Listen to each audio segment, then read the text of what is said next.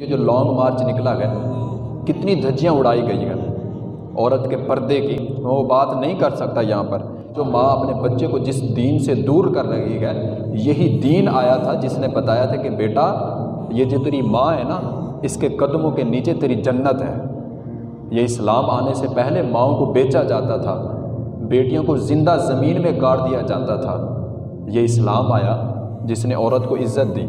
عورت کو ایک مقام دیا، اور آج عورت ہے اسی اسلام سے جناب چھٹکارا حاصل کرنا چاہتی ہے۔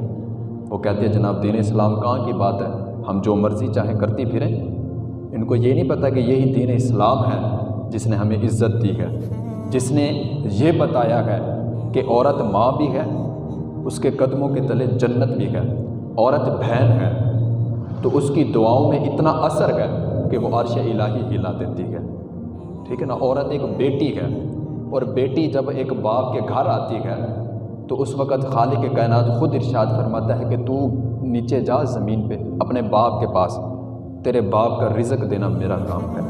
اس کا کام ہے ہاتھ بٹانا میرا کام ہے۔ یہ دین اسلام نے تو بتایا تھا،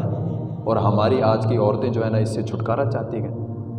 اور ہماری جو آج کی نوجوان نسل ہے ان کے بیچ میں دین اسلام